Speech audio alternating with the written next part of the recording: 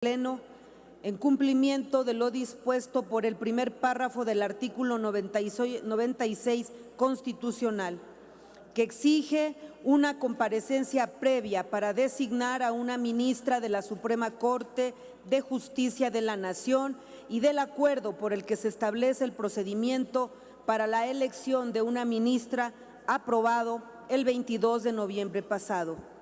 Conforme al acuerdo aprobado, hará usted uso de la tribuna para su exposición hasta por 20 minutos. En consecuencia, se le concede el uso de la tribuna.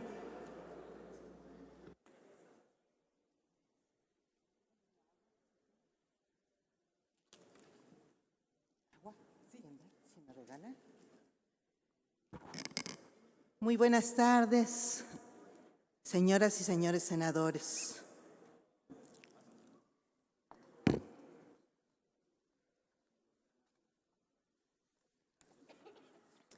Me presento ante este honorable pleno para exponer la idoneidad de la candidatura como integrante de la Suprema Corte de Justicia de la Nación, como se ha convocado.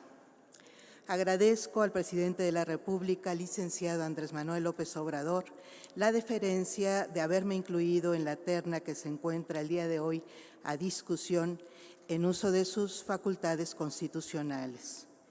No cabe duda de que están cambiando los tiempos. Con esta propuesta, una ministra sustituirá a un ministro en la Suprema Corte y será la 15ª mujer en ocupar el cargo en los 200 años de vida del máximo tribunal de nuestro país. Con este nombramiento se cumplirá o estará a punto de cumplirse el mandato aprobado por el Constituyente Permanente en 2019, en el sentido de que en la integración de los órganos jurisdiccionales también debe observarse el principio de paridad de género. El lunes pasado comparecimos ante la Comisión de Justicia de este honorable Senado. Rememoré allí que en septiembre de 1985, cuando tenía 16 años, tomé la decisión de estudiar Derecho al mirar los escombros de los talleres de costura derruidos sobre la calzada San Antonio Abad de esta Ciudad de México. Imaginé que si la gente hubiera tenido acceso a las leyes, se habría podido defender de los abusos laborales que tenían casi esclavizadas, hacinadas, en condiciones insalubres, trabajando a las 7, 18 horas, a más de 1000 costureras que se calcula fallecieron ese 19 de septiembre. Se llegó a contar en 800 los talleres que funcionaban de manera clandestina en aquel lugar. Atestiguar aquellos días que sobre todo eran personas muy pobres las que perdían su casa propia o rentada, su trabajo, a sus familiares, me hizo pensar que debería convertirme en abogada, una abogada confiable, que no los estafara, que peleara ante las autoridades su derecho a la vivienda, a una indemnización laboral, a trabajar en condiciones que no pusieran su vida en peligro.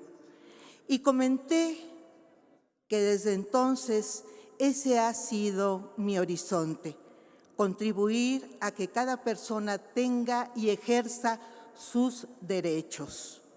El derecho a la vivienda, a la educación, al trabajo, a la salud, a la cultura, a participar en las decisiones públicas y a elegir a sus gobernantes.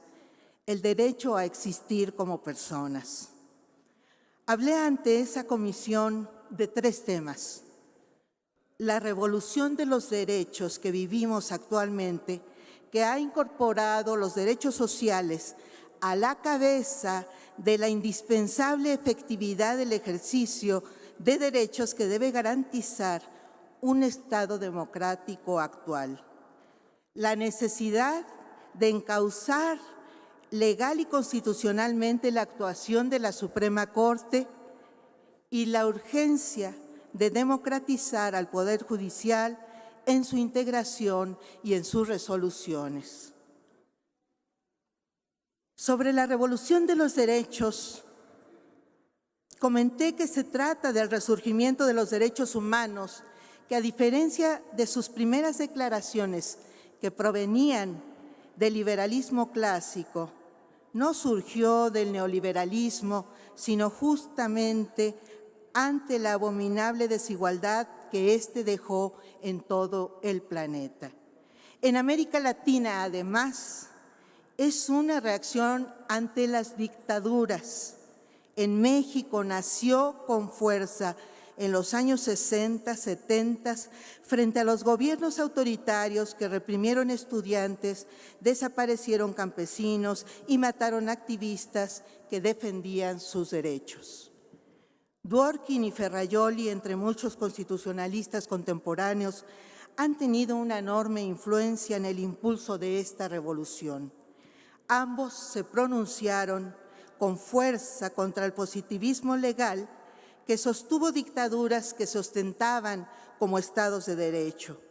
Durante décadas, el discurso de la legitimidad normativa se asentó en la aprobación de leyes que no importaba si violaban derechos humanos como el debido proceso, a la presunción de inocencia, a la irretroactividad de la ley penal o derechos políticos como el derecho al voto, que habían sido formulados por un lado para evitar el asesinato, detención sin juicio o la formulación de leyes ad hoc que permitieron reprimir a quienes osaron disentir con dictadores en turno y por otro, para garantizar la democracia como nueva forma de gobierno.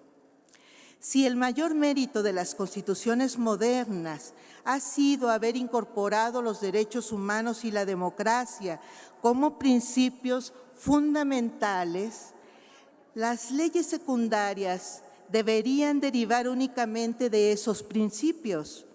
El garantismo constitucional ha puesto en el centro de los derechos de las personas y el ideal de una sociedad igualitaria y democrática.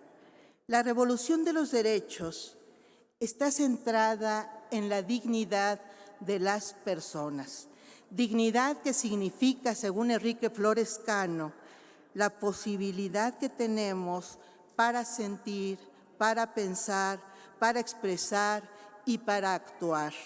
Dignidad que solo es posible ejercer cuando contamos con un mínimo de satisfactores. Si no los tenemos, somos esclavos de la sobrevivencia, como las costureras de 1985, y no personas con dignidad.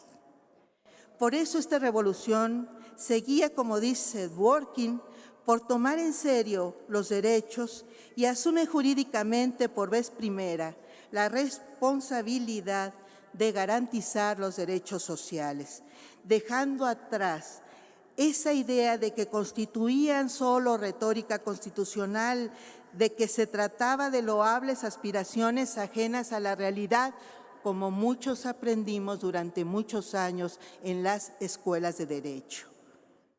Derechos constitucionales que deben garantizarse en leyes secundarias, en programas y políticas de gobierno, en los presupuestos públicos.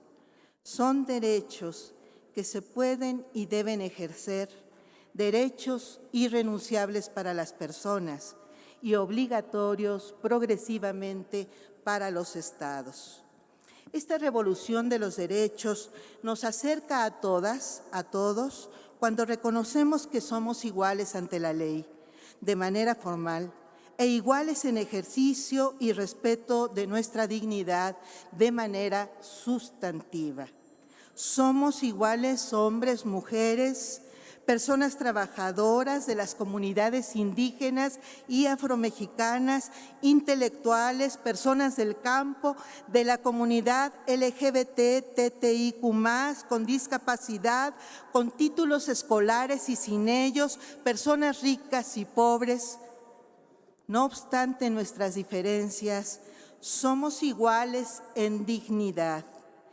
Por eso el lenguaje de los derechos es un lenguaje democrático, un lenguaje que engloba a toda la humanidad. La revolución de los derechos ha modificado ya la aplicación y evaluación de políticas públicas con técnicas dirigidas a medir el avance en el cumplimiento o el acercamiento de la satisfacción de derechos. La mayor legitimidad de una ley actualmente, de un programa social, de una institución pública, del ejercicio presupuestal, deriva de cómo incide en garantizar el cumplimiento de los derechos de las personas. También hablé en la comisión de la necesidad de reencauzar al Poder Judicial. El paradigma constitucional que sustituyó al paradigma legislativo positivista ha representado el mayor vínculo de las leyes con sus constituciones y al mismo tiempo un límite al poder legislativo que debe regular siempre de acuerdo con el contenido de la Constitución, así como un límite al ejercicio del poder ejecutivo que debe actuar cumpliendo las leyes emitidas conforme a la Constitución. En algunos países, como Estados Unidos, se atribuye la revolución de los derechos a su poder judicial, que hay quien sostiene ha extendido el contenido constitucional sobre los derechos humanos en su régimen jurídico, ampliando su ejercicio para las minorías, aunque también hay quienes atribuyen a ese mismo poder la falta de desarrollo e incluso supresión de los derechos sociales. En México, cada reconocimiento, ejecución o extensión de un derecho social e incluso individual, como los derechos políticos, el sufragio femenino, el respeto al voto, ha surgido de movimientos sociales y ha quedado plasmado en nuestra Constitución, proveniente justamente de un gran movimiento social revolucionario, o en nuestras leyes, impulsadas por gobiernos progresistas como el de Lázaro Cárdenas o por los propios movimientos sociales, fundamentalmente de trabajadoras y de trabajadores.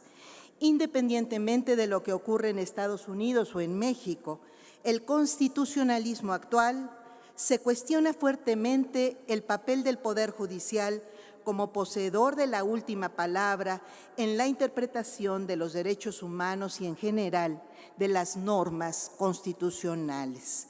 Existe una enorme preocupación porque la supremacía del Poder Judicial existente en Estados Unidos se está trasladando a sistemas jurídicos distintos como el nuestro, en los que falsifica la defensa de la constitucionalidad a través de la llamada ponderación de derechos y los precedentes de sentencias que en la práctica significa la abrogación de normas constitucionales y legislativas por el Poder Judicial.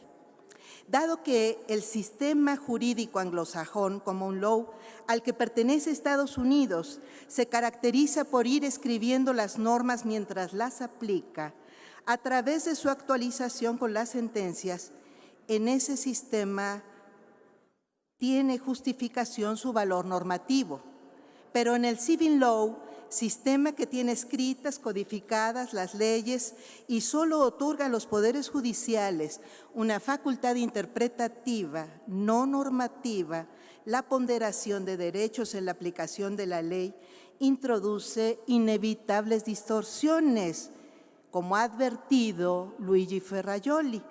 Los principios constitucionales no son normas expuestas a opciones ponderadas de los legisladores o de otros jueces, sino por el contrario, límites y vínculos impuestos a unos y otros, dice el ex magistrado italiano.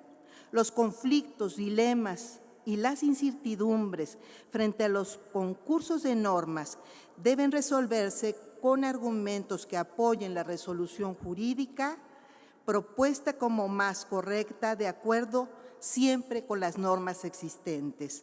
La ponderación como elección de una norma en menoscabo de otra equivale a admitir que las normas constitucionales son derogables por el Poder Judicial y hacer vana la sujeción del juez a la ley. Y estoy citando a Ferrajoli.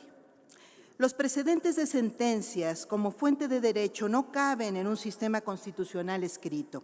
Es inadmisible para el enfoque garantista. La idea de que las sentencias sean fuentes contradice el principio de legalidad, la sujeción de los jueces únicamente a la ley y, por lo tanto, la separación de poderes. Por eso, en el caso mexicano, debemos reencauzar la actuación del Poder Judicial hacia el límite constitucional y legal. Es una necesidad republicana y democrática.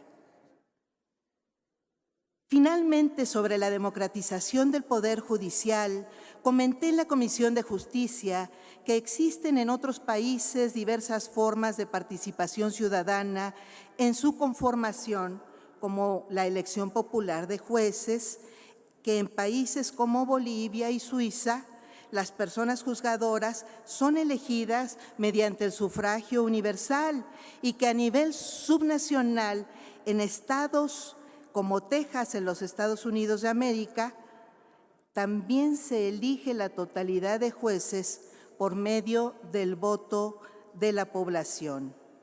Otra forma de democratización es la integración de tribunales y cortes, tanto con personas provenientes del Poder Judicial como con personas ajenas a este, como es el caso de Chile, donde el máximo tribunal debe forzosamente integrar ministras y ministros que no hayan desempeñado carrera judicial, o en Alemania, donde algunas instancias jurisdiccionales deben integrarse por jueces legos, como les llaman aquellos que no necesitan siquiera haber estudiado derecho.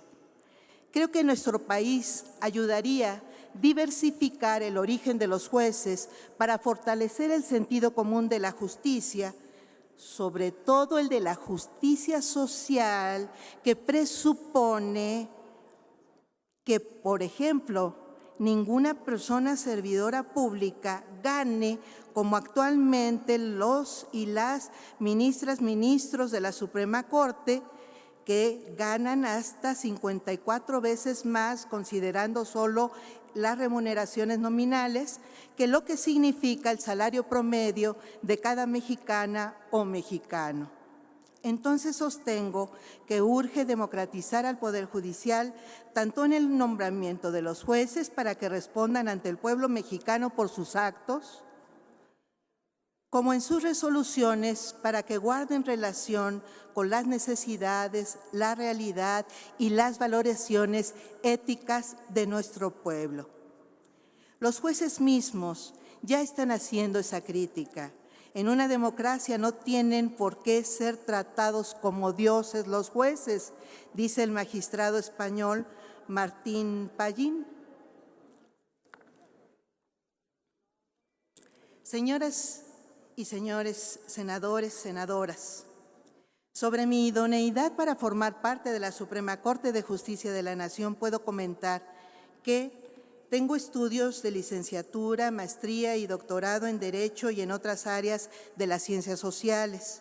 Soy coautora de 6 libros y artículos académicos sobre Derecho Constitucional, Penal, Administrativo y sobre Derecho a la Ciudad, que cuento con 28 años de ejercicio en el ámbito jurídico, académico, legislativo, administrativo, en los 3 niveles de gobierno que pueden enriquecer sobremanera el quehacer judicial.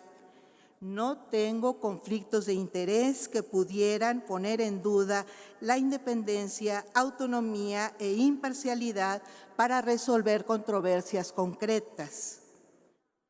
Nuevamente, con Ferrajoli, creo que el poder que mayor amenaza representa para el sentido de las resoluciones de los poderes judiciales actualmente no es el gobierno, ni son las legisladoras, los legisladores, sino el poder del mercado, que ha llegado a subordinar a las instituciones hasta convertirlas en agencias de transmisión de sus necesidades, como sucedió en México en las últimas décadas. No tengo ningún vínculo con esos poderes. Con relación al cuestionamiento de la procedencia de quienes integramos esta terna, en la comisión y en la opinión pública, me permito comentar. De 1917 a la fecha, han formado parte del máximo tribunal de nuestra nación 203 ministras y ministros. Prácticamente el 100% fueron propuestos y propuestas por el presidente en turno. 71 fueron ministros que habían ocupado cargos de elección popular. 133 habían formado parte de las administraciones públicas federales en turno, 7 incluso como secretarios de gobernación. 69 ocuparon cargos en la administración pública estatal, 37 como gobernadores y 3 como secretarios de gobierno. Tan solo de los 10 ministros y ministras actuales, 6 han ocupado cargos en la Administración Pública Federal o puestos de elección popular. No hay ninguna situación extraordinaria en esta propuesta. La única diferencia con el pasado, pues es el presidente que la presenta. Porque nunca haber ocupado cargos de elección popular ni formar parte de administración pública alguna había sido un impedimento formal ni funcional para ocupar el cargo de ministra o ministro, ya que no se conoce que se haya impugnado ello para su nombramiento o durante el ejercicio de sus cargos. Senadoras y senadores, tengan la certeza de que cualquiera de las resoluciones en controversias específicas, en caso de que esta soberanía me otorgara el honor de formar parte del máximo tribunal de la nación, se guiará por convicciones de justicia social, de respeto a las libertades individuales y de resguardo al principio democrático de autogobierno, mismas que he aplicado en el ejercicio de otras funciones públicas. Insisto en la necesidad de una reforma al Poder Judicial que, además de democratizar su origen y resoluciones, revise la relación entre los poderes. No existe fundamento alguno, ni constitucional ni político, que justifique ninguna confrontación entre poderes.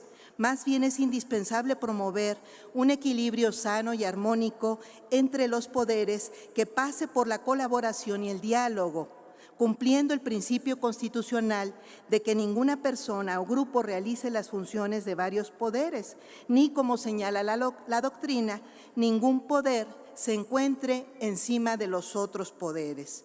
Creo con constitucionalistas como Gargarella que en el derecho subsiste una potencia humanista esperanzadora, incluso revolucionaria, que se muestra abierta en su lenguaje igualitario y universal. Y creo con Heriberto Jara que ningún proyecto político, como representa una Constitución, se justifica si no defiende prioritariamente la justicia social. A 38 años del terremoto de 1985, sigo convencida que las constituciones y las leyes deben ser útiles, resguardando los derechos de las personas, sobre todo de aquellas que han sido excluidas del ejercicio de la dignidad. Muchas gracias. Muchas gracias.